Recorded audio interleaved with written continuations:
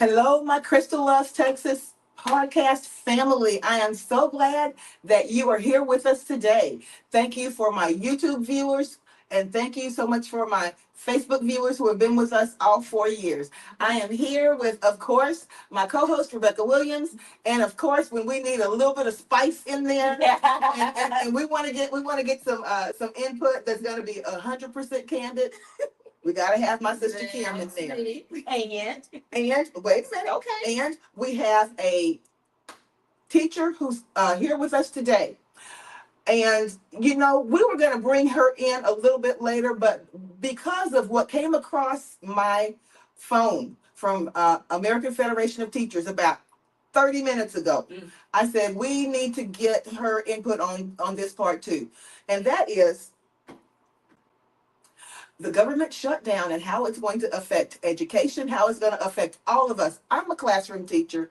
She is a former classroom teacher. She is a former classroom teacher. And she's the mother of someone who was taught by a classroom teacher, including myself and including Miss Williams. We both taught her daughter at different times. And she was also part of the PTA. Yeah, she was a PTA parent. Absolutely. She was very involved. Absolutely. Absolutely. And we want to touch on that because I don't know if people realize exactly how important and how far-reaching something like a government shutdown can be. Now, you may think that it is simply, the senators and the congressmen and the politicians not getting paid and them fighting and throwing stones in a little room up there in Washington. It's much more far-reaching than that. And Rebecca, tell me about some of the things that will involve teachers and the cutbacks that will involve teachers as a result of this government shutdown. Well, let's start real quick. We're going to do healthcare too. Yeah. We're going to do Medicaid too. We're going to touch on all of that. Yeah. Because I wanted to say these too, because just to have like a well-rounded perspective. Yeah. The military is being affected. The VA is being affected.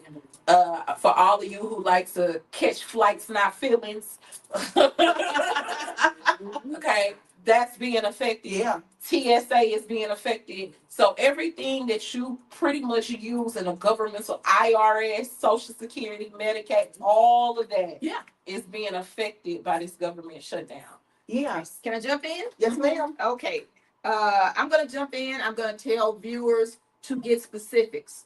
Go to NBCnews.com. Yes. When you go in and Google, how will the government shutdown affect me?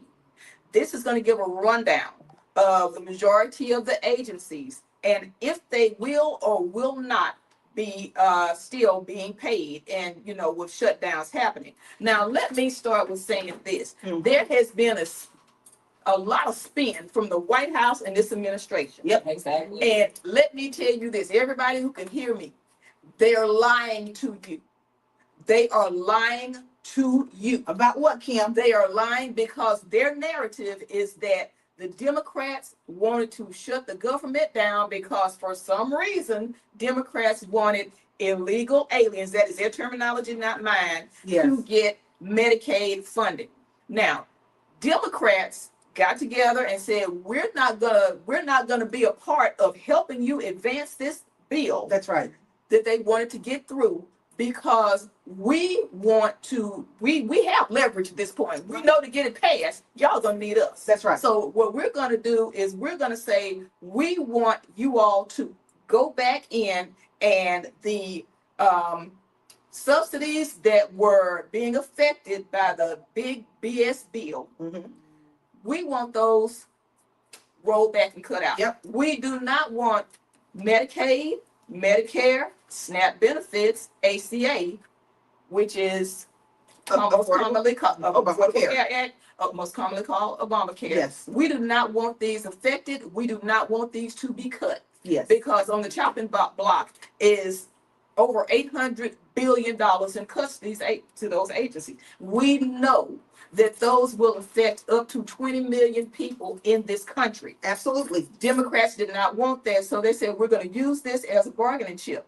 Now, and it might hurt a little bit on the front end, but on the back end, what we're trying to do is save you something that may eventually save your life. Yes. Yeah. Exactly. So all of that to say that as soon as the shutdown happened, Republicans were out there on the airwaves spinning that the Democrats wanted illegal immigrants to get Medicaid and Medicare and SNAP and all this kind of stuff. It's a lie. They're lying to you. So, Kim, let me ask you this, and then I want our guest, Mhm. teacher, Portia Harrison, to tell us a little bit about herself Mhm. and how. Portia, first of all, let me ask you this. Let me ask you this. In going through college and going through graduate school, in any way, did you apply for and were you granted any type of student financial aid? Absolutely. Okay. Absolutely. And that's going to be the case for how many hundreds of thousands of students in the country? Okay. Also, these people realize and understand that with the government shutdown, things like that are their pet peeve sources are that's gonna be hit first. Right. Yeah. And the thing about it is you sacrificed and you went on to be able to get your master's degree and graduate degree and undergraduate degree, sacrificing and going forward wanting to become someone who passed on that knowledge to other people. Absolutely. Mm-hmm.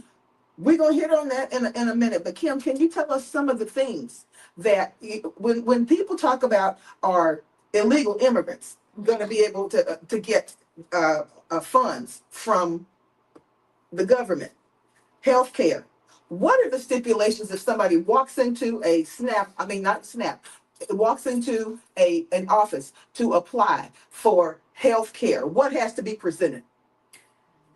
The first questions they're going to ask you, number one, are you a U.S. citizen? If the answer is no, you're out. You're going to have a social security card.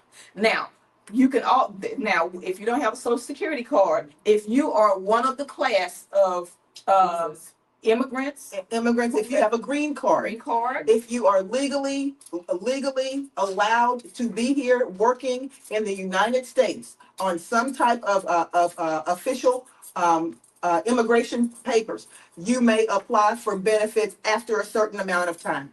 Yes. However, someone walking in across the border right now, walking to the Brownsville office of Medicaid, cannot go in and apply for food stamps. They can't apply for Medicaid. They can apply for no government assistance. That's not how it works. It's as easy as Googling that. It's very easy, and I've seen a lot of people, like I said, Mike Johnson, Trump, all these people on the TV telling you that is why they want to go ahead and push this bill through, and the Democrats want to give these benefits to illegal immigrants. It is not true. They're lying to you. They're lying to you to your face. They're lying to all the news outlets. Yes. Let me make no mistake of that. And this minority whip, Hakeem Jeffries, cleared this up last night. He said the whole reason the shutdown happened. He said him and Chuck Schumer, who is also the minority whip in the Senate. Yeah. And they lead the Democrats in the Senate. Mm-hmm. He said the meeting literally lasted 20 minutes. Yeah. He said no negotiating, no bargaining. He went on a whole rant talking about how he won the election as if they weren't there to see that. The meeting with Trump. The meeting with Trump. He brought up illegal aliens for 10 seconds because Chuck Schumer pretty much shut him down and said, okay, that's a lie. Yeah. And then that conversation was over. Right. And then he started talking about what's wrong with your party and why such wackos in your party. Never discussed and he said, well, I'm standing my ground. If y'all don't give in to us, I'm gonna make sure your people pay. Oh. All right, so now let's come to that part. When he said, let's make sure your people pay, that means that the first thing that he came out in the media and said, well, a lot of government workers are going to be fired. Yeah. Well, they fired 100,000 of them already. Yeah. So at the VA, and they let a lot of people go. Yeah, at least 30,000. Mm-hmm. They wanted it to be 80,000, but they rolled it back to 30,000. Okay, so government that what Trump is like, well, that's the first thing. Government workers are going to be fired, and he said this with some glee. Okay, and his I guess henchman Russell Vogt, who is over the Office of Management and Budget. And he also is the big contributor to Project 2025. Oh, he's the author of Project 2025. He's now they're looking at him like the Grim Reaper. He's going to go and he's going to start slashing things and slashing budgets because all of these are scare tactics. Absolutely. They're all scare tactics. Absolutely. Because I was telling Crystal today, it's kind of like if you're on a slave ship, okay? On this slave ship, you have a choice between staying on the ship and going somewhere that you have no idea where you're going and you're terrified, or jumping over and trying to swim for it. Both of them are real bad scenarios. That's right. Okay, but what is going to get you further? Okay, what's going to get you further in the end? The Democrats want to retain the benefits, the health care, the ACA subsidies, healthcare, ACA subsidies, Medicaid, SNAP benefits. They don't want these things to be cut. Funds going to rural hospitals. They're trying to not have these things cut. Right. Let me explain this too. I have to say this for all, because I'm sick of hearing this on social media too. Yeah. Well, I'm not on SNAP. I'm not on Medicaid. I have private insurance. None of that matters to me. So let's explain the trickle down effect of it, shall we? Okay, SNAP's gone. Okay, Medicaid's gone. Okay, they dare not touch Medicare because everybody in Congress Is on Medicare. That's right. So they not gonna That's touch right. that. Yeah. Okay, so then what happens to you private insurers? Well, hospitals got to treat sick people anyway. Yep. They may give them bare minimum treatment, but they have to get treated. That's So right. that's what that means for you private insurance people. Your deductibles are going to skyrocket. And I don't think there's nobody, I don't care what kind of job you have, I don't think nobody wants to pay $3,000 for a copay, especially if you got children. Yeah. Yeah. So that's what's going to happen. So for all of you people who say, well, none of this matters to me because I have private insurance, okay, let all of those subsidies go. And not only are you going to be paying for yourself and your family, you're going to be paying for the people who can't afford it. And not only that, Rebecca, everybody has to acknowledge, I don't care who you are, unless you are Trump and Musk and some of these billionaires around here, you know somebody who has those benefits. Absolutely. You know somebody who gets Medicaid. You know somebody who gets SNAP benefits. That's right. You know somebody who gets WIC. You know That's right. somebody. Even though these people might not tell you, because if people come up and say, hey, I get Medicaid, at that point, that's admitting that you're probably someone who is living maybe at or below the poverty level. Right. Nobody wants to admit that. Yeah. Okay, nobody does. So I can almost guarantee you're not going to have a whole lot of people coming up to you and say, hey, you know what? I get Medicaid. I'm on SNAP. You're not going to do it. It's not going to happen. But that doesn't mean you don't know these people. That's right. You don't know. These people are people who are your friends and neighbors. They will be affected by this. But you will too. It's just not you. You will be affected by it too. Because the hospitals are not going to stop running. So if half of the money comes from, and I don't think people understand how this whole insurance thing works. Okay, half of it comes from federal subsidies and the other half comes from private insurance. Yeah. Right? And together, this is how you can go to the doctor and see about yourself. So hospitals still got to run. That's right. So even if they don't have those federal subsidies anymore, hospitals still got to run. So what does that mean? And I want to stress this for all these people that say this don't affect me. Okay, your premiums are going to skyrocket. I hear so many people say, oh, I can't afford this insurance. Oh, this insurance is trash. So just imagine if those subsidies aren't there. And now you have to pay for not only yourselves and your family, you're going to have to pay for everybody else who can't afford it. So when you have these Democrats that are saying, no deal, no mas, shut it down, and we're not coming back to the table till you agree, this is why. Because if they would have went ahead and signed off on it and said, okay, here you go, then everybody would have been affected by it. Everybody would have been affected. Not only that, I want you all to think about it, because people who are seniors, if seniors are in nursing homes, many times those seniors aren't just on Medicare, because Medicare does not cover everything. That's right. Okay. That's right. they some of the seniors who can do it because of income on a combination of Medicare and Medicaid. And especially if they have a disability too. That's right. That's right. Now, they're saying in this big BS bill that, oh, that's not going to affect these seniors. I put it like this. If there's someone out there right now who trusts the government and what the government says about what kind of money and it's going to be given people, you know what? More power to you. I personally do not. Absolutely not. Absolutely. And you know what? Here's the thing, ladies, and then we want to jump a little bit. We want to jump into some things that Portia was telling me that just blew my hair back. But first, if you are not sure, if you're still not sure, I don't know how anyone at this point could be not sure about this. But if you are still not sure what the administration who is in office in Washington right now feels, how they feel about people who are minority people, who are people who are not wealthy people, who are people who may be very much working class, people who may have different disabilities, or people who are struggling, people who are immigrants. You know, when I heard a commercial today, it talked about, you know, closing these borders. What border are you talking about specifically? Be real when you say it, okay? And if you are not sure, Right. and I'm going to pull up a visual.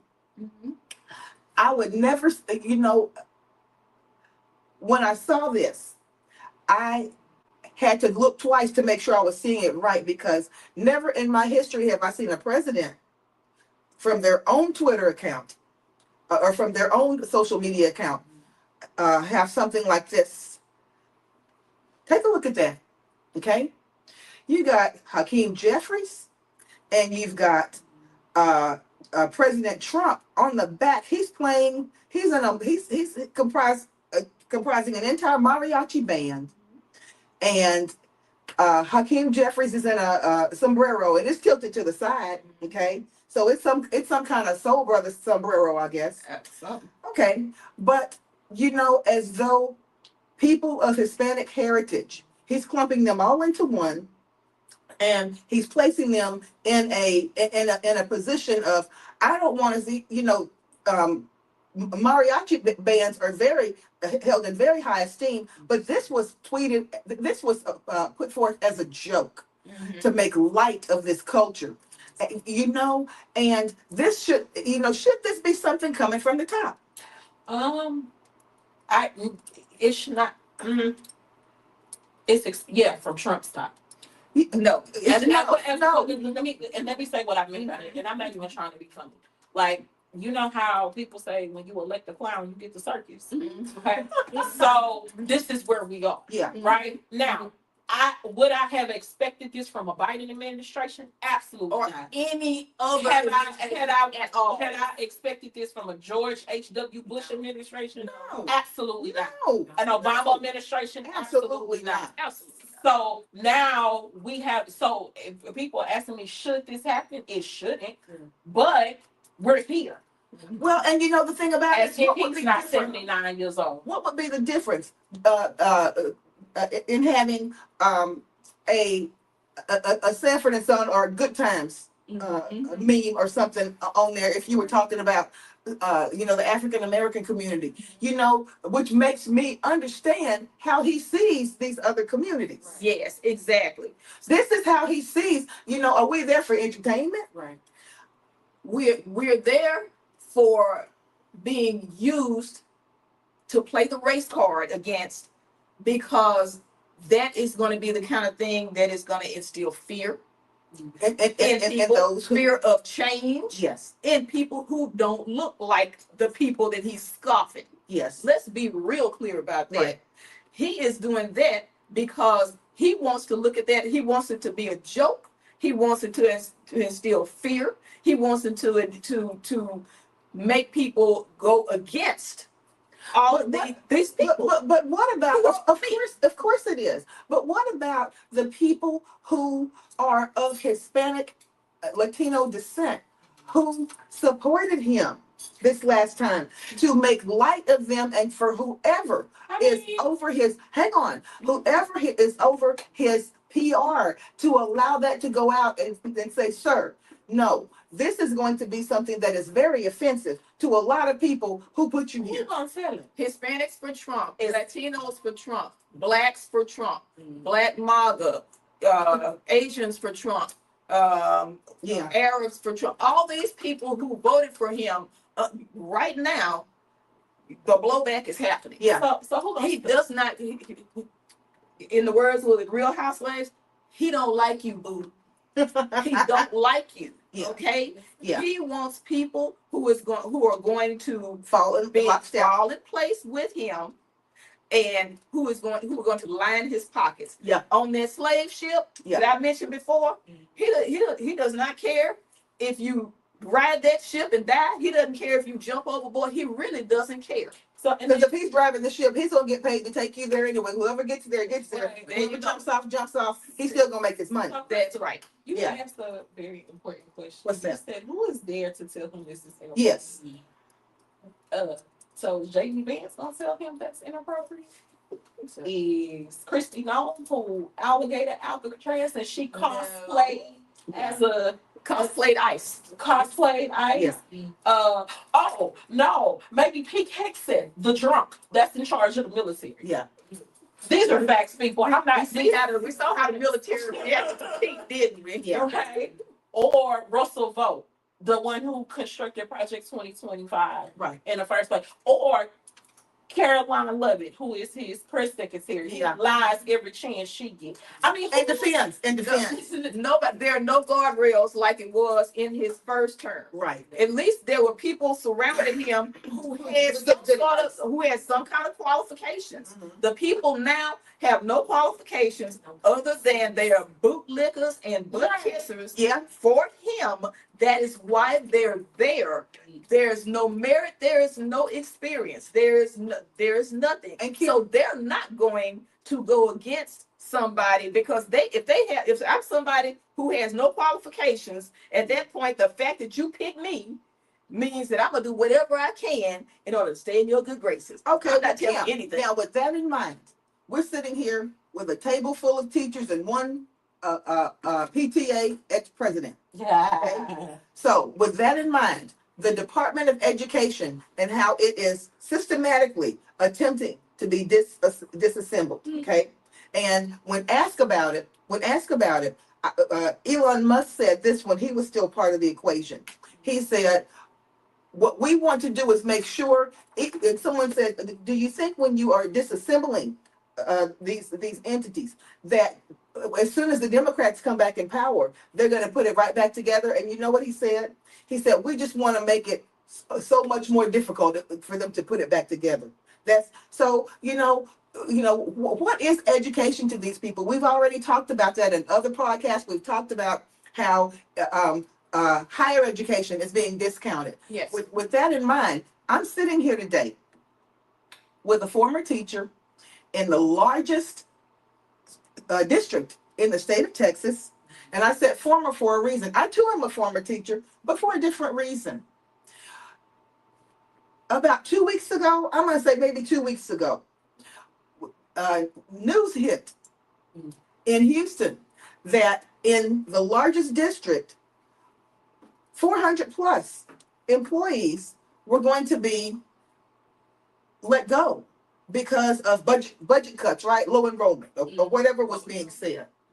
Our guest today, Portia Harrison, was one of those people who was caught in the crossfire. Portia, let me ask you this first. When you got ready, when you decided teaching was not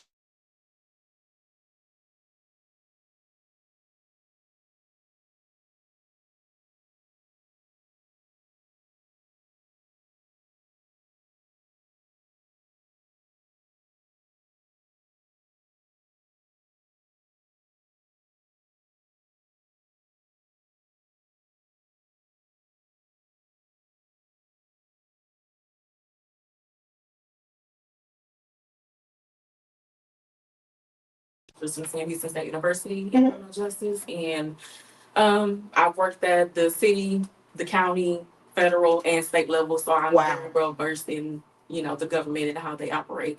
So my whole purpose of getting into teaching in the first place was I wanted to be the change that I wanted to see, because education, as we know, is on a steady decline. Yeah. For those of you who do not know, and I just really want you to do this one thing, please go watch the documentary Waiting for Superman. I've heard of it. Everybody Yes. has to watch this documentary, Yes. so that you're in the know.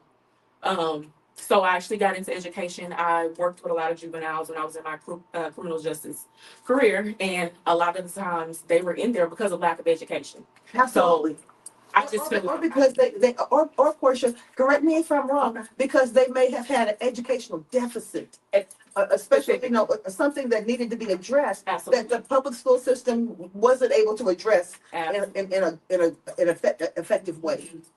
And criminal justice, dealing with juveniles, Mhm.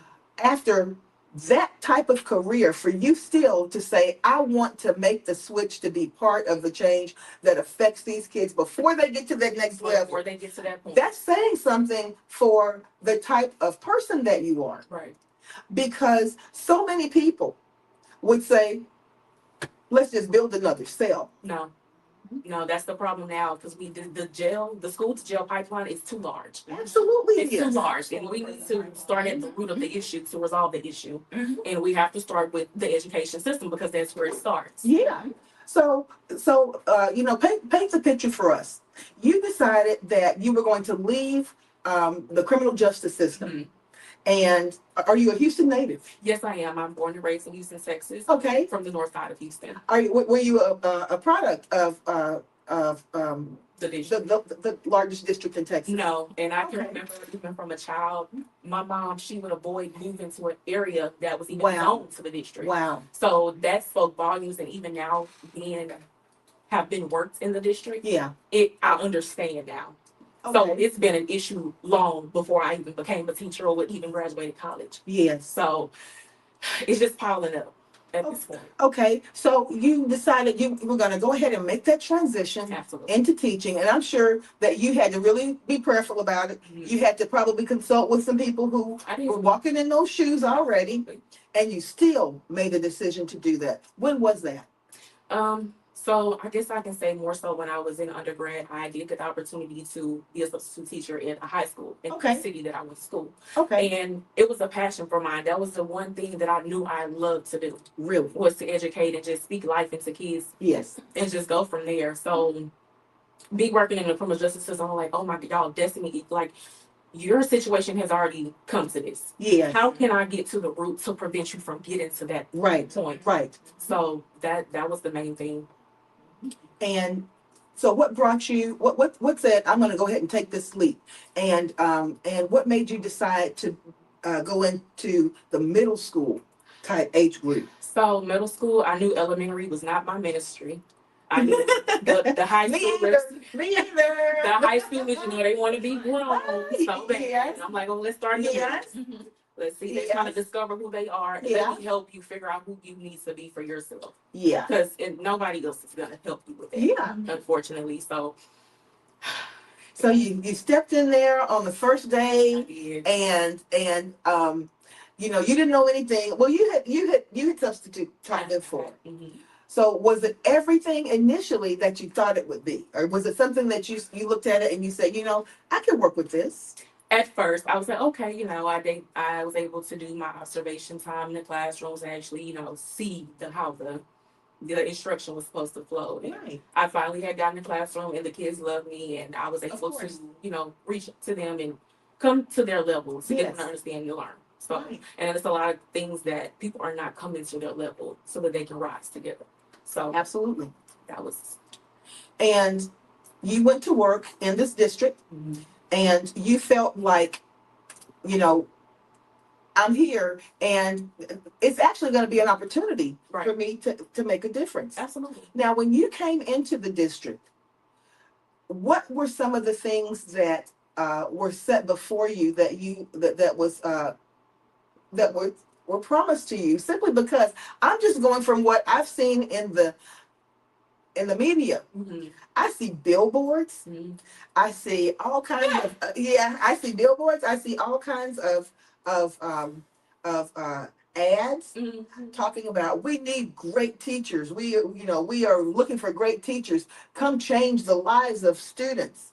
When you got into the actual classroom, was it everything that you thought it was going to be? No, not at all. What were some of the first things that made you perhaps question the direction that you were, or the impact that you were going to be able to make? Specifically the kids being multiple grade levels behind. So trying to meet the rigor that the curriculum entailed was very difficult. Yeah. If we have eighth graders in The their curriculum had rigor in it. supposedly, most of us have to make it rigorous now. I'm sorry. So I mean, they feel like it was rigorous for the kids who are actually below grade level. Okay. And that was very common. It is. It is. It's a sad truth, but that's how they see it. Right. Now, you were in this district for how long? My first year officially being a teacher of record, I was there. I left because they wanted to reassign me to elementary school once again. I'm a ministry. Yeah. And I ended up going into a charter for a year, and I taught 11th grade AP, language and composition, and there were challenges there too. There were some challenges there. Yeah. And I was at the time weighing the lesser of the evils, and Yes. unfortunately I chose to get back into the district.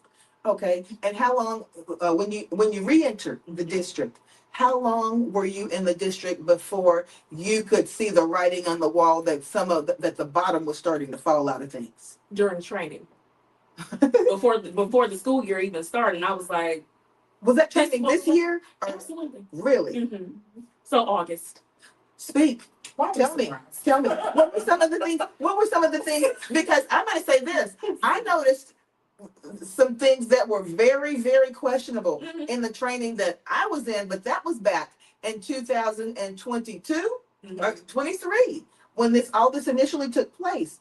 And we had to go out to the NRG stadium, and there was a musical play presented, and it was all kinds of things. And I think I've got when it comes to that, was that reasons for everyone in the That's for all teachers. It's selective now. No. So, really? They're very selective about who goes to the events. So this was a what, 2-act play? Wait, so it was a 2-act play. In the before starring our superintendent. Yeah, in the before time. Yeah, it was a 2-act. It was a 2-day. It was 2 days for elementary. So, can you just imagine every single elementary teacher in the largest school district in the state of Texas, all together in having to come and all of the training? Yeah. I have a question. Was it supposed to be a privilege to be invited to this, or apparently it was a requirement? I'm just saying. Of course, you said only some of them will. Oh yeah, it wasn't many. Okay, so the ones that got the fake. I'm sorry. Let me temper my words. I'm sorry. It's okay. It's flips sometimes. That's okay. So the ones that got the B and A ratings in a year, those are the ones. Oh yeah, the ones that showed high performance. Those were the ones that were invited. Everyone else sat in the auditorium in their schools and watched virtually on a Zoom that was constantly being disconnected. No. And Right. we didn't get the opportunity. So just to piggyback just a little bit. So just to give them the history that Yeah. Then the next 2 days Right. was all of middle school and all of high school at the NRG. So Yes. every single middle school teacher in the entire district and every single high school teacher in the entire district was at the NRG. But wait, we're going to stop for a second because we have to make sure that this is very clear. You could not drive your car up there. No. You had to go to a satellite place, get on an HISD school bus, and be picked up. So sometimes the ride to the football stadiums where the teachers were picked up, if it was raining, you had to stand out there. There was no shed for us to stand. If it was raining, you had to stand out there. If it was super hot, because this wasn't the summer before school started. And then the next had to stand out there. And the buses, only a certain amount of people get on the bus. Absolutely. Everybody's got to be there at a certain time. There was no making reservations on the bus. So you just had to stand there until the next bus came. And if your training was over, if you had fulfilled all of your training and it was over at 12 noon because you fulfilled it, you could not, the first day, they said there will be buses to pick you up and take you back. But it was soon discovered that that was looked upon as, we're giving them too much. So you had to sit there and wait until 4 o'clock. Oh yeah, they do that. Yeah. And then, in my personal experience, you thinking about the bus situation. Yeah. Me, it was like 12 group of teachers. We missed the last bus on the second day. No, y'all, we literally missed the bus. So we all got together and was like, okay, so since nobody can drive up there, I guess we gonna take over. So we literally, I kid y'all not. How did y'all miss the bus? No, because the secretary came back and she ran outside because we were at Dollar Middle School. I can say that. Yeah. Lawson Middle School. The secretary ran outside and said, well, we just got a message from the superintendent because the buses were supposed to come back and pick us up. That all buses are going back to the bus board. And and then she said that, and we weren't the only ones. She said it was about 35 schools who still had teachers At the training. at the bus depot center. So I said, if nobody can drive, what do we do? Yeah, you won't allow people to drive there. So Portia, I wanna come back to this. Now, this year. Oh, that sounds like a punishment to me. It does. Unless they're serving a full meal, I'd rather be sitting off It campus sounds like first and time. watching satellite with the Yes. stuff breaking down. I'm just saying. Okay, Portia, you were back in the classroom at now you got to explain this to me because you're not the first person that I've heard this happen to. You reported or were ready to report, and your assignment had been changed to go to a different type of campus. After my very first year with the district. Now, did they tell you that with enough time for you to make a decision to say, you know what, I think I'm going to pass on that. Let me go ahead and see what I can do to put in my resume at another. No, Bingo. It was very quick. Like Yes. at that time, they had already notified the principals who would not be returning for the year and forced them to resign. And they were trying to get these memorandums out. Hey, I know it says this. Go ahead and sign. And I'm like, Really? They tried to do that with us too. They go ahead and sign it. Go ahead and sign. And are you a union member of any union? Yes, I am. Okay. The union told us don't sign anything. Do not sign anything. And when you sign that, well, first of all, I got to ask you this. When you initially came into the district, were you quoted one salary? And when you actually went to sign your contract, did they honor what the quote was? Oh, for this school year, no. That actually dropped me 64, from 64 to 63. And you found that out when you went to sign your when you went to look at your offer. When I actually signed it, it was the original, and then I got an email days later saying, "Hey, we're gonna have to drop you 1,000." What? But I'm like, I signed for this. Yes. So what's really going on here? Because I'm already signed. I didn't sign for that. I signed for the 64. Portia, let me ask you this. So, long story short, you received 2 weeks ago when you came into work, just like any other day. How did you receive the information that enrollment is down and you're one of the last ones hired? We can't keep you on. How did they tell you that? Because I know how I've seen some of my colleagues released, which was absolutely absurd. Right. How did you find out? So it was a Friday. I was having instruction in my class, and on Fridays, for some reason, the curriculum was never prepared. So we always had to figure out what we're going to do for our kids. So we ended up having novel study books dropped off to us. And of course, I'm like, okay, well, I'm going to have y'all go ahead and start reading your novels, prepare for Monday. And I'm going to take every 20 minutes, we're going to do small groups. I'm going to stop you for a second. What do you mean the curriculum wasn't prepared? There was no a Friday lesson? Most of the time, there's never a lesson on Fridays. Throughout because what? They just weren't there. They told us to make do with what we have, or create your own And what do they call it? Freestyle, extended Fridays is what they call it. And that's when you, as a teacher, have to figure out what you're going to do for your lesson on Fridays. So I think I know everyone. So let me get this right.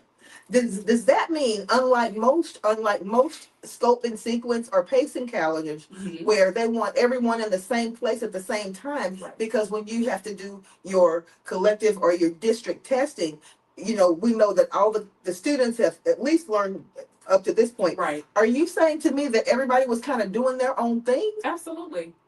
Absolutely. But here's a piece of the puzzle that portion probably the guests didn't know. Mm-hmm. The curriculum team got fired back in July. You can continue. That makes a lot of sense. Okay.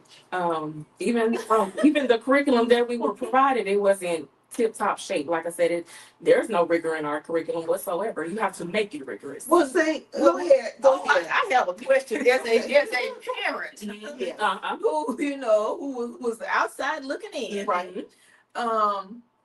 I have been hearing all of these glowing accolades from HISD. Billboards. Oh, the billboards, the kids are doing Newspaper great. articles. All the kids have jumped 3 grade levels. I mean, Yeah. it's all kind of wonderful. Yeah. The testing and the grade is fantastic and all this kind of stuff. The test scores are phenomenal. They have, everybody's improved, more so than anything we've ever seen. Okay. That does not track with what you just told me. You cannot believe everything that you see. Exactly. When you have the power to control things, you have the power to control how people see things as well. Absolutely. Exactly. Until And that's someone, what they have been addressing. yeah, because we got with a couple of the union representatives here, and one of them, she said, "You know what? I'm gonna tell you something. At one of the schools that they're touting as their premier showcase school, Mhm.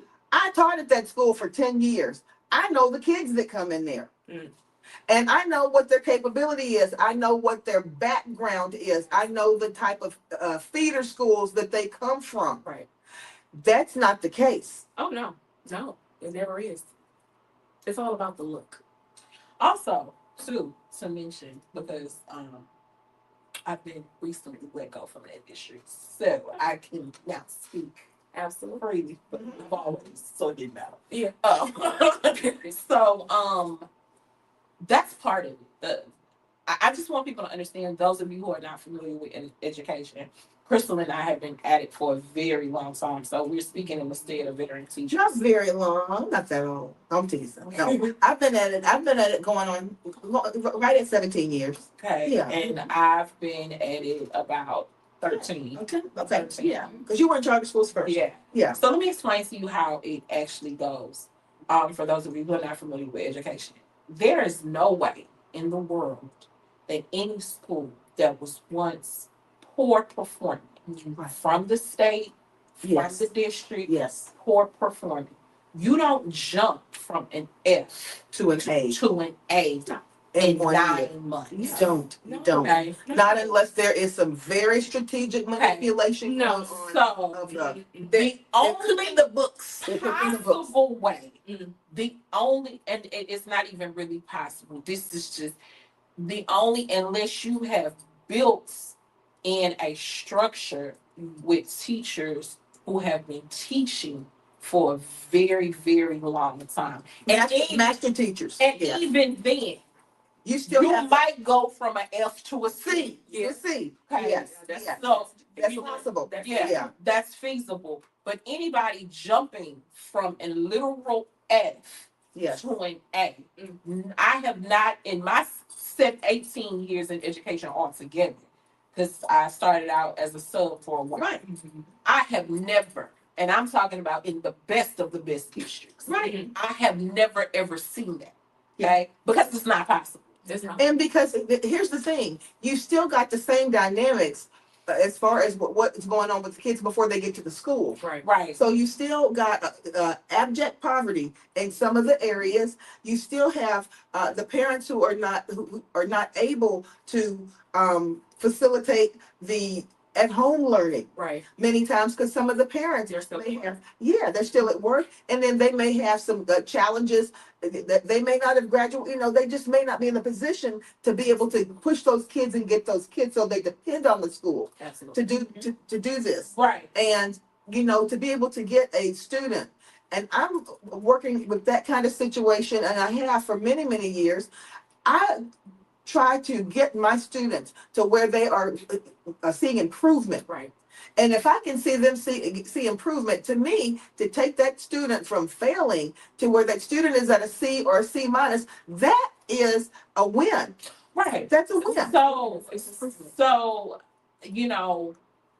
what you and so that's impossible.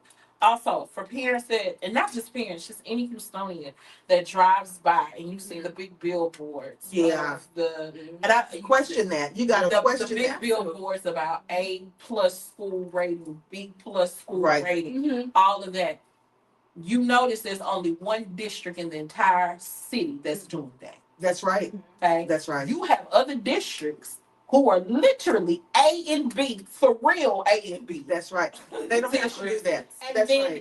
they don't That's right. have billboards. That's right. Now they have it on the website, Yeah. maybe, but they don't have it on the billboards because, as my mama say, you don't have to announce yourself coming into a room. That's right. People know who you are. That's right. That's right. Exactly. That's right. So this is what I want people to understand, because I have even seen social media friends of mine, Yeah. and granted, I don't hold them to them because they don't work in the education industry. Right. They are blown by the smoke and mirrors as well. Yeah. But anytime anybody has to go, I told somebody this the other day too.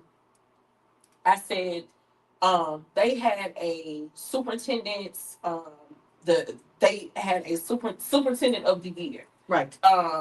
in the city of Houston. Uh-huh. One particular superintendent was not on the stage. Okay. Okay. Well, let's see. So we can all read the writing on that wall. So Let me ask you a question. yes. Didn't the school board grant the superintendent a big old raise Twice. for all of his great things that he's Twice. done and all the success he's had with HISD? Didn't Mike Miles get a great big old fat extra bonus paycheck? He did. And that was I think that was public record, right? No. It's on the news. It's on the news. I saw it on the news. Like, the first one, it was very public. Mm-hmm. The second one, they tried to disclose it. Mm-hmm. Houston Chronicle bust that bubble real fast. Okay. They tried to. Now I saw one like about a week and a half, 2 weeks Yeah, ago. yeah. It finally was that. The Chronicle exposed it. And So now they had to go public. No, because the way it was written and the way it was passed off in the press Uh-huh. was the second bonus that he received. It was passed as an undisclosed location. I mean, undisclosed amount of money. So that's how it was written up, as an undisclosed amount. This one they gave down to like the And then, and then the Chronicle busts the bubble because the media they gonna find out. So we still, Portia, we're not finished. Okay. So when you went into work that day, a day like any other day, and how did this happen for you? Did you find out that the budget had been cut? So we're going to have to regretfully. Once I was having small groups, somebody came in, a member of the staff said, "Hey, they're gonna have a meeting with you." At that point, the kids looked at me and I looked at the kids and I just seen the fear in their face because they have been through this before. Wow. And at that point, I knew. I was like, let me go ahead and grab my things. I took all of my things that I know I needed in case I didn't need to come back. I went down You were there. kidding. So you've seen this happen to people all over the building probably before. So they try to contain it. So they wait till everybody's going for lunch. Yes. So nobody can see it. So I ended up going down there, principal, AP, and there's like, we hate to bring you this unfortunate news. And then they're like, we have to read this script. I'm like, y'all can't go without a script. There was a script. There was a script. Everybody in HISD reads from a script. There's a script. And in essence, what did the script say? Long story short, there's no longer a position available to you at our school due to low enrollment.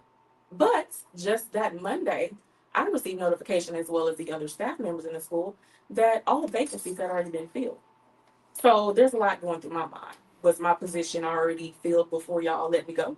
Right, right. Um, Or were they going to somehow incorporate your students into other classes where you end up with people end up with 45, 50 kids in a class? so Yeah. the reality of that, when I asked them what was going to happen to my classes after my departure, oh, they were going to be split. But on that Monday, I had already gotten information. Oh, the teacher to replace you is here, and she's never taught a day in her life. Goodness. And she's a TA with no And she college came degree. from a TA position, allegedly, Oh my goodness. to replace me. Okay, She's a wait a minute. TA. She doesn't Okay. have a degree. Is she No certified? certification? No. No certification? Nothing. She's Okay. just They Okay, so that's why Exactly. that's why I wanted us to get exactly to this place, because people need to hear this. Parents out there who have children in this school district, grandparents who have school children in the school district, taxpayers who help to support the school district. This is something that you need to hear. Now, Portia, tell us a little bit about. Tell us again, in case people didn't hear it, about your background and your educational Okay. background. I have a bachelor's degree in criminal justice from Sam Houston State University, and I also have a master's degree in business management and entrepreneurship from Houston Christian University. And that's And your background, your work background. criminal justice for the most part. Working for the city, working for the county, mostly criminal justice, pretrial services. I've done corrections. I've been a correctional officer. Right. I've worked in juvenile detention centers as far as like housing that are more contract. Right. So I've been around the block a couple of times. And the thing about it is, you would want someone with a background like that Exactly. to be around kids, and regardless of the school that you're in this particular district that we're talking about, many of those students in that class, even though you have some students who are from wealthier areas, many of them are economically disadvantaged and at risk. So someone with your background, when you bring someone in there who's got that kind of background, who's seen it all, who has had to counsel people through situations, it would seem as though they want that person in that classroom, because it's almost like you have worked with students who could be in trauma. Absolutely. Oh, and I've also been a CPS investigator as well. And I feel like that's what brought me in. so you literally have all of the qualities of the perfect teacher. The perfect Absolutely. You're the teacher that I would want teaching my child, Absolutely. especially if I'm an at-risk family or my That's child right. is at risk. That's You are the right. teacher that I would want. Absolutely. And she chose. Even growing Chose up, teaching. I came from Acres Home, so I Yes. know. And these kids, they need teachers that can understand Their background. That's right. Exactly. And I've been that to my students. So when you get rid of me, that hurt them. Of course, of course, Mhm. of course. And this is what I've been saying about this whole process, right?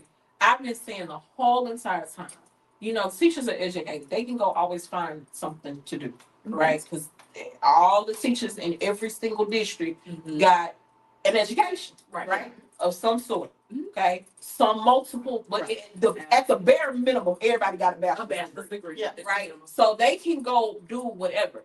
Who you're hurting is these children. Because and the reason that Rebecca is saying that is because it has been customary in this particular district for people to come in who aren't even degreed yet, in order to teach the kids, where certified teachers have been released, or teachers who are in alternative certification programs, who are at least degreed teachers who've chosen to teach at this juncture in their lives.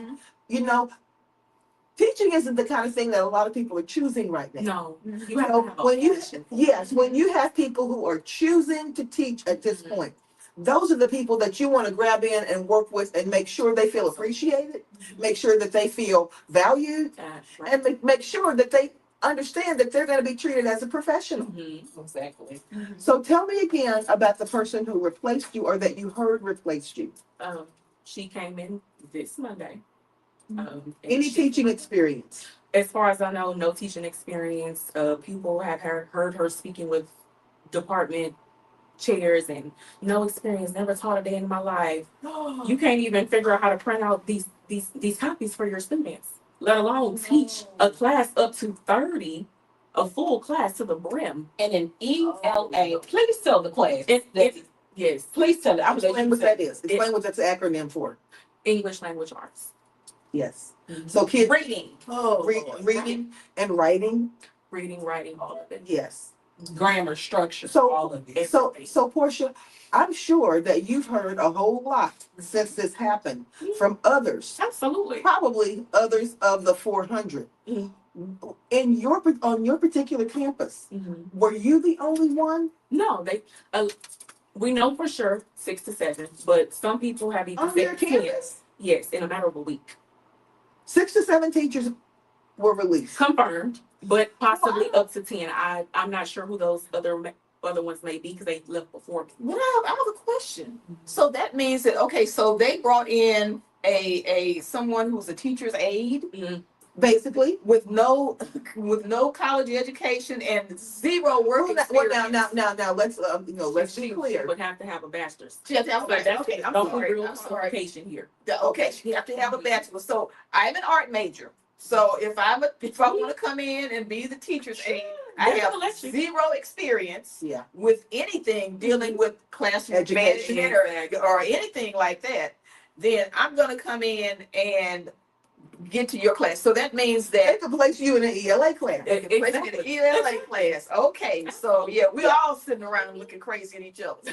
Now, at that point, that means the other 6 or 7 teachers, or up to 10 teachers who might have gotten that same speech. Right. Mhm. There are going to be other people who are placed in those positions who are just pretty much like that Mm-hmm. TA who came in there, Right. who replaced you. And like magic, with that kind of situation, we're coming up on these phenomenal gains. Oh. Like magic. Of course, because he said out of his own mouth that just because you're certified, Mm-hmm. that doesn't mean you know how to teach Or that you're qualified. or that you're qualified to teach.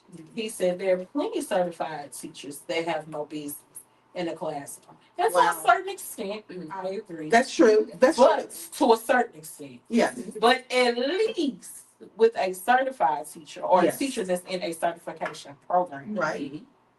there's rules and regulations and procedures that need to be followed. Right. Absolutely. I would not trust anybody off. And mind you, I taught without a certification. I didn't really understand the importance of it until I took the certification Right. test But you and I took the PPR and I realized enrolled yourself right. in a and here's the thing, people don't understand this. Once they get those people in there who are, you've put this carrot out Mm-hmm. and you said we're going to give you these wonderful salaries or whatever. And this is a story for another day. I've told this before, but how I had to go down and just get my identification Mm-hmm. changed back to my maiden name Right. when at the beginning of the school year. So I went down with another teacher who had to take care of some business down at the administration building too. There was a line winding outside of the building, all the way around the building, with the new teachers who were coming in to sign their contracts. There was a bullpen in there, and that's how they were doing this. It was in a bullpen.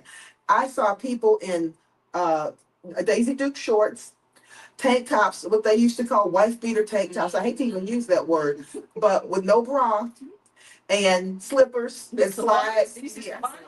Bonnets, and they were coming in to sign their contracts. These are the people that were literally, when you say people, now I'm not saying if you have on a bonnet or if you have on Daisy Dukes or you don't wear a bra to sign your contract, that you are not qualified. I'm not saying that. However, this is what I'm saying.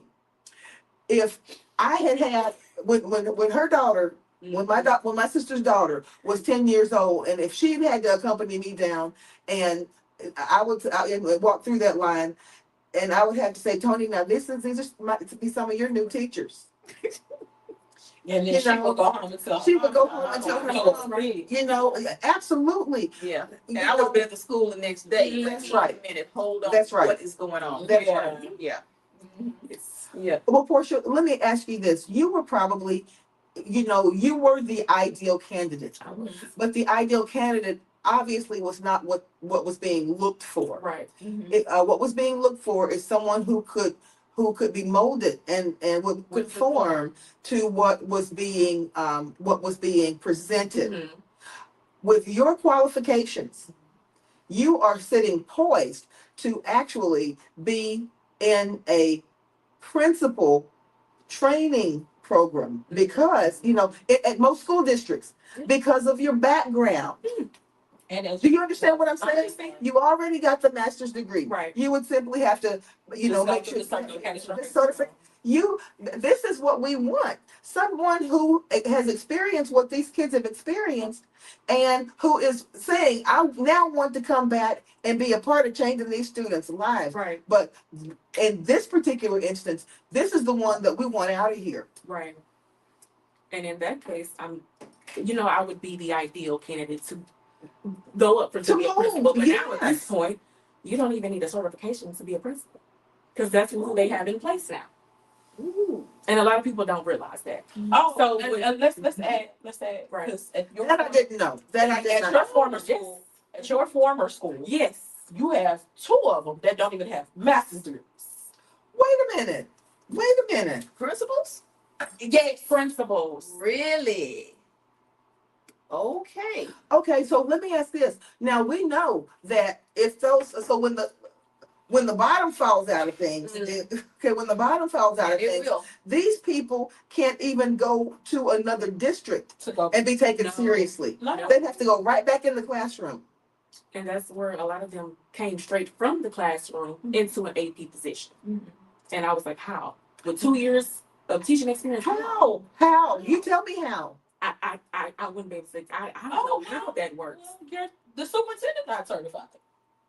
But there it is. I mean, he's not certified. Well, let me ask you this, because like I said, again, this is just from the outside looking in. To me, it seems like you have positions. Mhm. And basically, according to HISD, teachers don't have to be certified. Mhm. Anybody can teach. Anybody So can be a it's just a matter of you have a seat warmer. You just get Mhm. pick up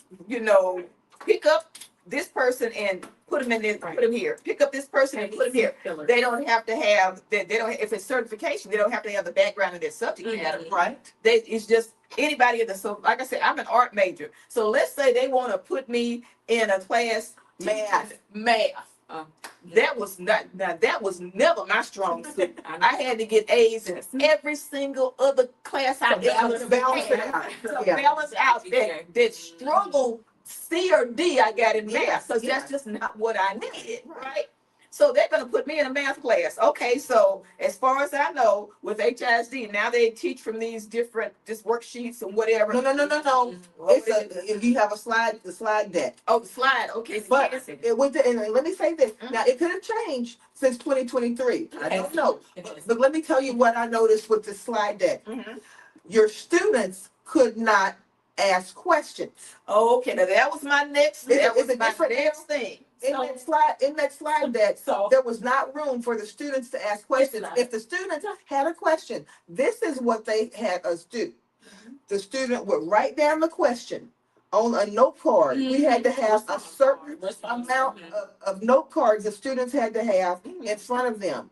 What if you have a student who struggles with writing, who's dyslexic? What if you have a student who struggles with reading or expressing themselves in writing? For them to have to try to remember, what if they got 6 questions by the time that you're finished with that lesson?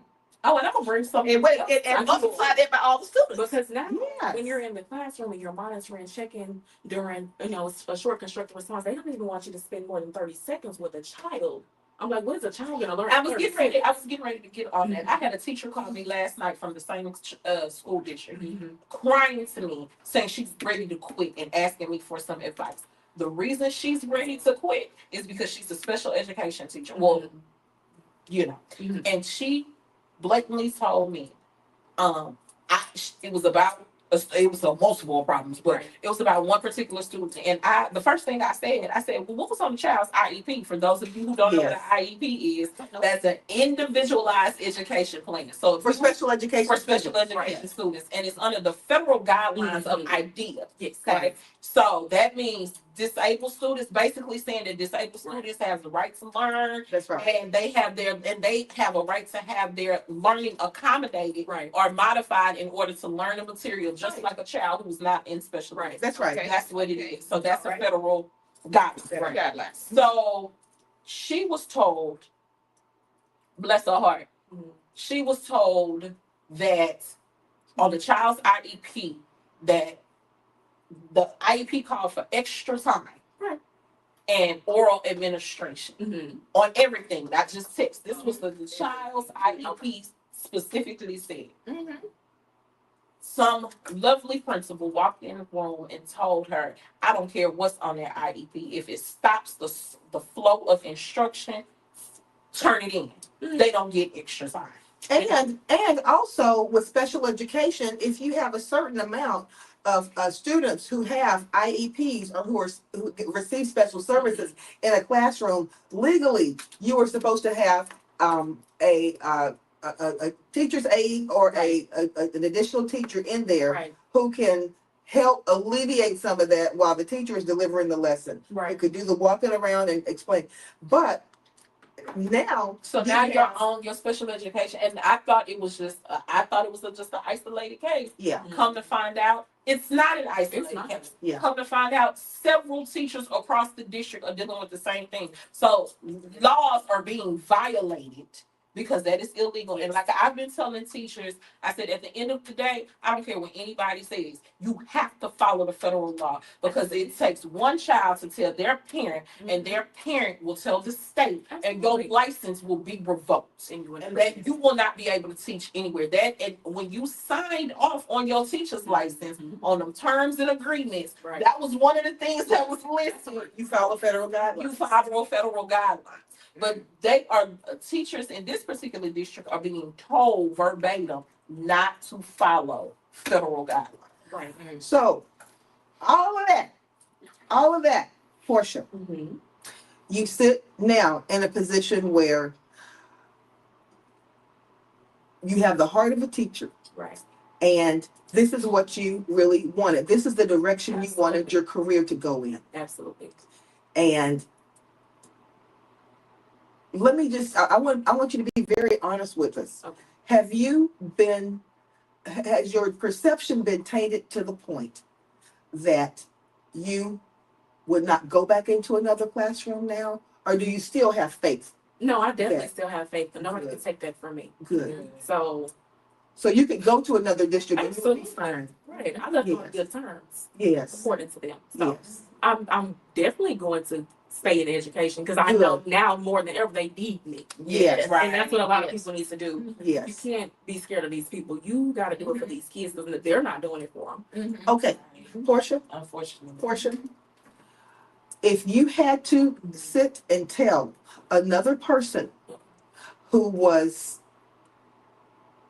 thinking or contemplating entering this district at this point in time, who has a heart of gold like yours, who is wanting to help change the lives and the trajectory of these students, could you in good faith tell them that this would be the right step for them? In good faith, no. Why? Because a lot of times even being there, it goes against ethics and moral compass. So that's just something that you have to consider going into the district before getting into the district because you're going to be signing up for something that you don't even realize you're signing up for. Wow. That's profound. Yes. And I do not want to be the reason for a child's demise. I can't do it. wow. That's On the HISD teacher room, what do I always say? I say, y'all are willfully committed malpractice. Absolutely. And they get upset with me when I say that, and they give me all the excuses in the book about, at the end of the day, you're willfully committing malpractice. Right.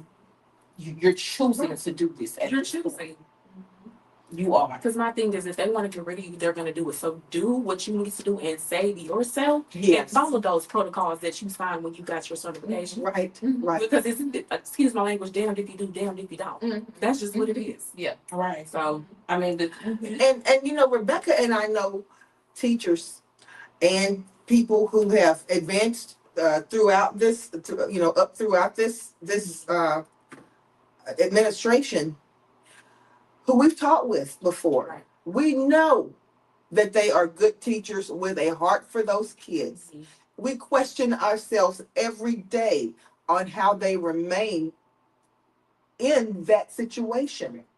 because have they been brainwashed, or are they staying there knowing that this will come to an end and I am going to be here to help bring the district back to civility once this is over? We are wondering, we've asked that question because these are good people. Mm-hmm.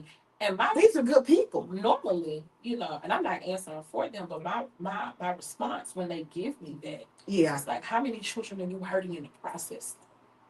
Like, I get what you're saying. I get staying in the fight. I get all that. But how many children are you hurting in the process?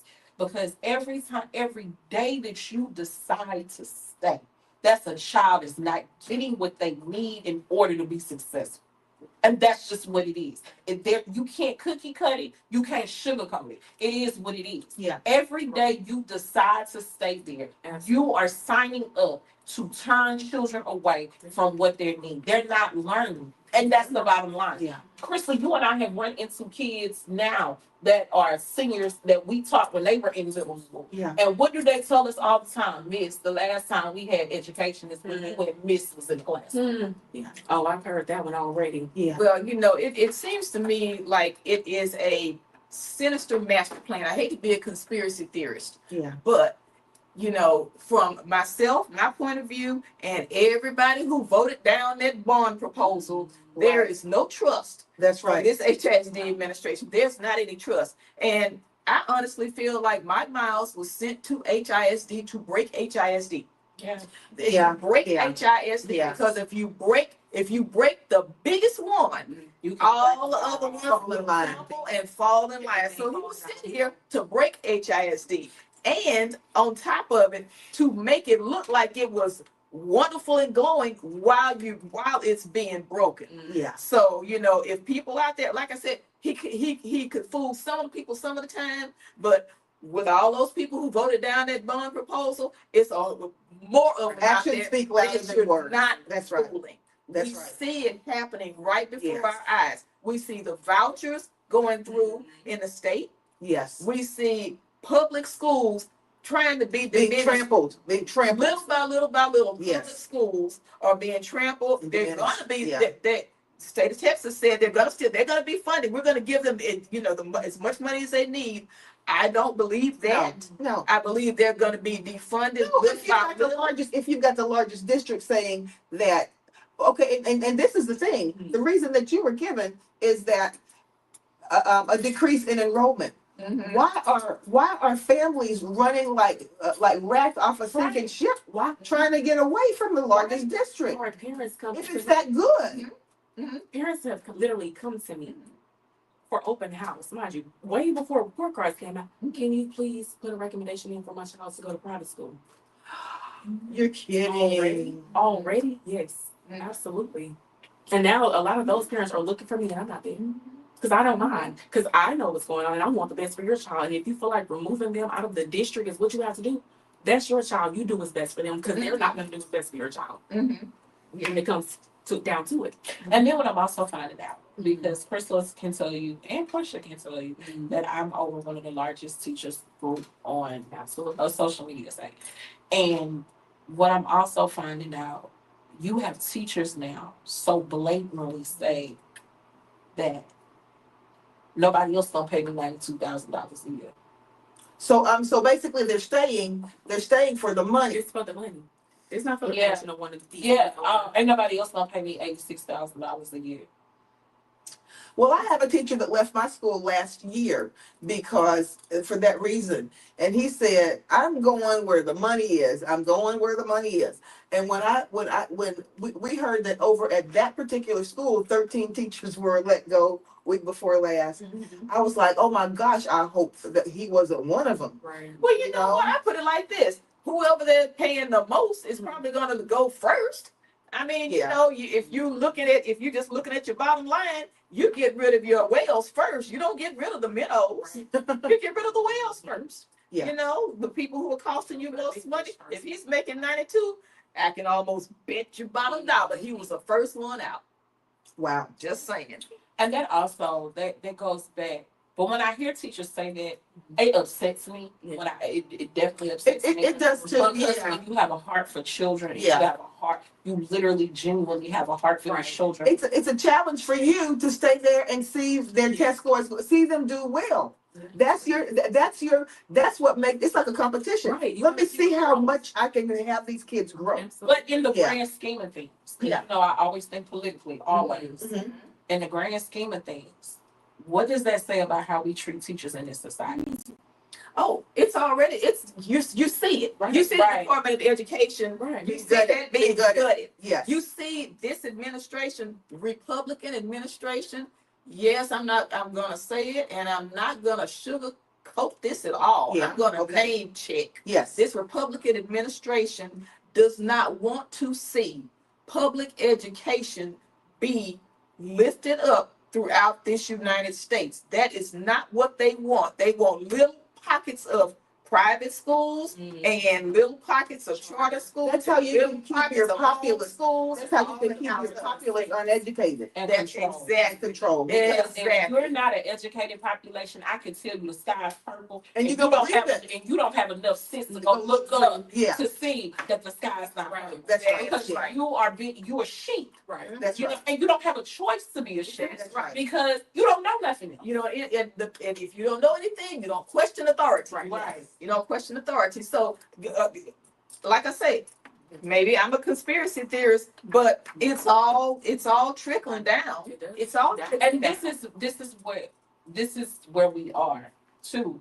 I keep saying for Black and brown people especially, education in a lot of ways is our only ticket out. That's right. We It always is. know Yes. that. We knew that in slavery, right? Yes. When people Yes. died to learn Right. to read. Or We education was always trying knew to be this. kept from the slaves so that they could not read because they Absolutely. knew if they could read, they could figure out Not what was going on power. around them. Even, That's even, right. Has to have even That's right. looking back in history, even people who made it who didn't have no type of education, they still encouraged their children Absolutely. Yes. Right. to even I don't care how successful they were in Yes. their own right, Right. they still encourage their That's right. children to go get an education. That's right. And the reason I'm bringing this up because you are hearing, like Kim said, you're hearing a Republican populist that's saying that education is not It's not important. Now, mind you, these are the same people that got Harvard, Yale, Princeton, and Brown Degrees. That's right. That's Okay. right. At the bachelor's That's degree, right. we're not even talking about higher degrees. Okay? That's right. Yes. So Yes. these are the same people that saying, "Oh no, education is indoctrination," but they have education, That's right. and lots of it. Right. But they don't think you need to have it. Right, Yes, and, right. and their children have education, and their families are highly educated. You don't need it. And I want to set the record straight on something. And I want, I'm going to put this out there because when I kept hearing a few weeks back, this quote being made by someone, and this person was saying, if I see an African American pilot, I think to myself, oh my gosh, I hope he's qualified. Well, you know what? This is how I feel if I see an African American pilot. I feel good because this is the first thing that goes through my mind and probably the mind of other African Americans out there because they know this is the case.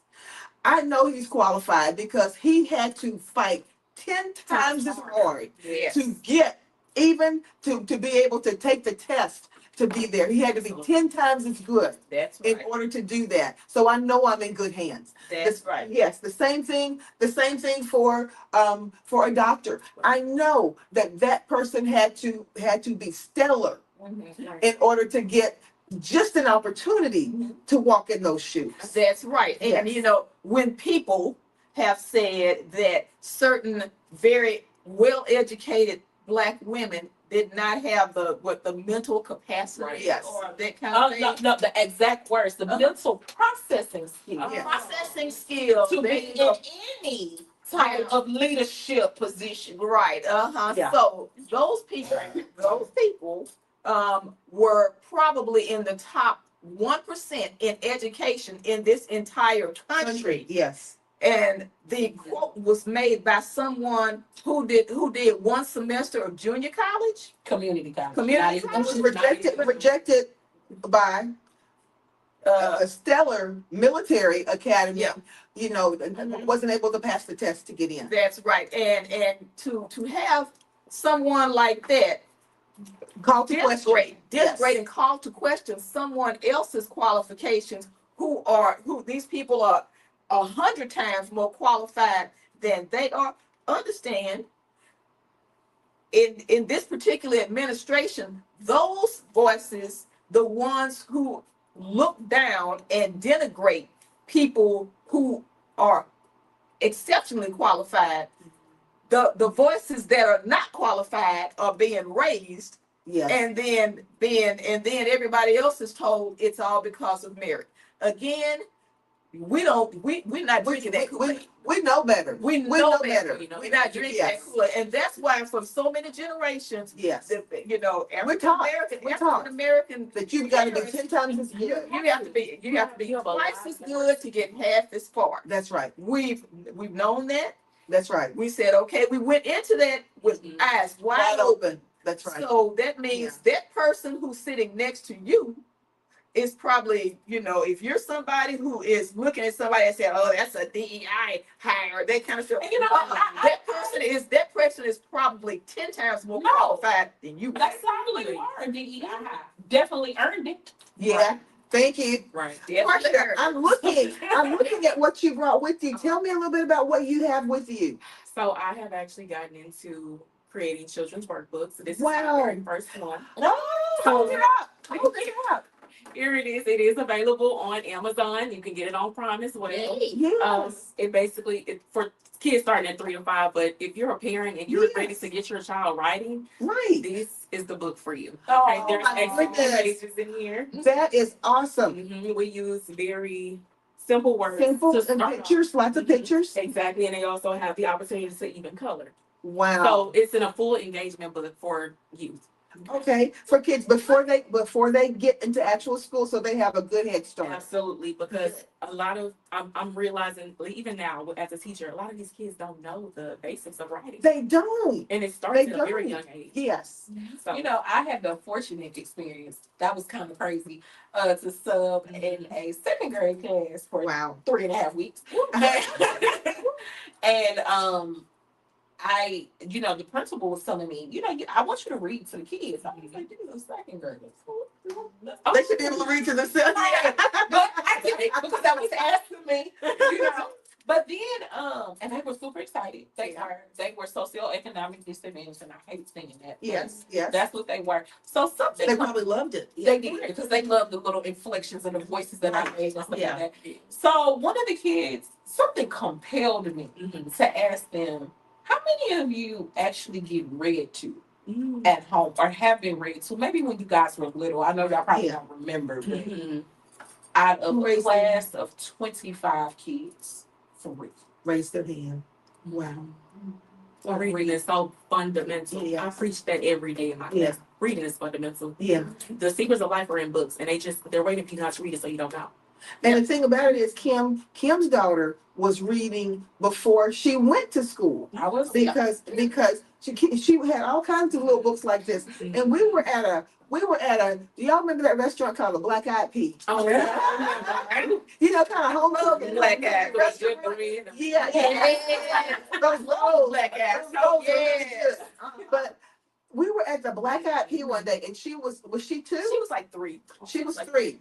And do you know how they used to bring those little placemats for the kids to color on and everything? And it was a word search. And it was a word search. And you know, in the word searches, some of the letters are back, some of the words are backwards and everything. And we didn't say anything to her. The waitress just put it down in front of her, and she just started. Just circling everything, and we were just looking like, why, baby? I didn't even know that, and she just started circling all the words. And I'm saying that to stress how important it is for us to practice language and speaking and reading to our kids, even if it's not our kids, our little cousins. But the problem thing is, a lot of our, and it's unfortunate, a lot of our parents are not. You know, we're teachers. Yeah. We see this every day. Yeah. A lot of our parents are not educated. That's true. So you have, and it's stunned in my own family when I used to tell them all the time, I'm teaching kids that are in the 7th grade. Right. They are really truly on 3rd and 2nd grade. Absolutely. And I used to tell people all the time, I said, Yes. you can bring up a child that's 1 grade level behind. Right. Like, that is so simple. Okay? Yes. You can work with that all day. Yes. Matter of fact, you can pull them up in 6th, 3 and 4. but when you 3, 4, 5, 6th grade levels behind, I mean, I had It's hard. 7th grade kids that misspelled their own names. Right. What? No, seriously. Yeah. Yeah. Seriously. Oh my God. Yeah. Baby, your name starts with a C, not a K. Right. Yeah. I'm saying that. Yeah. According to the record, baby, this is how your name's spelled. Right. So, and these weren't all English language learners either. Okay. Yes. No. These were not all English language. No. learners. A lot of them are native So speakers. when you hear teachers say this, and for some reason we always get the blame of it. Well, what are y'all doing? What are y'all doing? What are y'all doing? What are y'all not doing? And I always say education starts at home. At home? Yeah. But now at this point, I guess I have to stop saying that because It's not at home. because a lot of it is not at home. A lot of it is on us. Well, you know, Rebecca, before we say goodbye to Portia, I'm going to have her to tell us again where parents can access the workbooks from.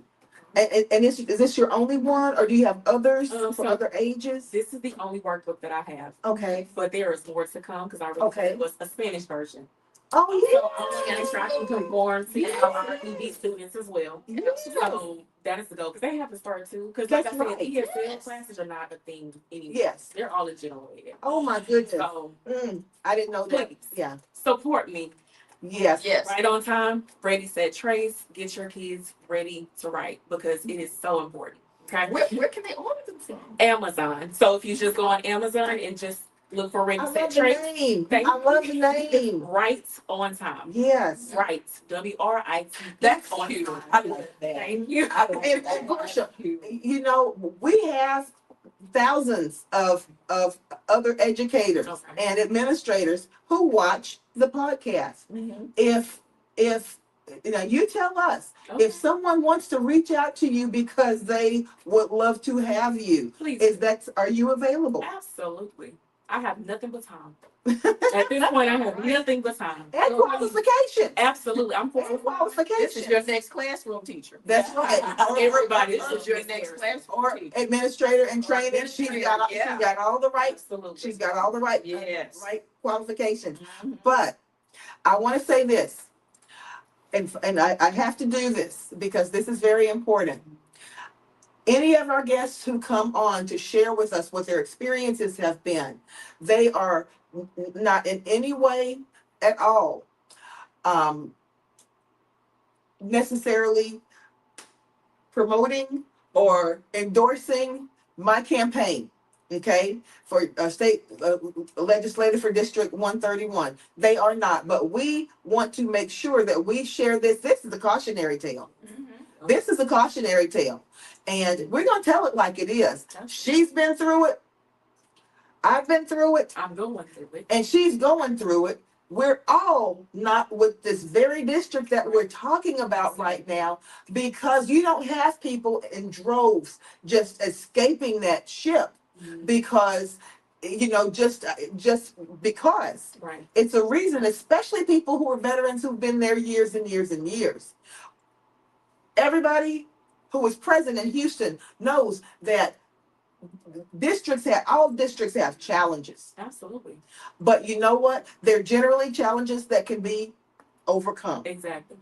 And when you have people who want to stay there, now don't get me wrong, because you got people that need to be weeded out on different levels. Oh, yes. That's any That's any profession. Any profession. That's any That's any profession.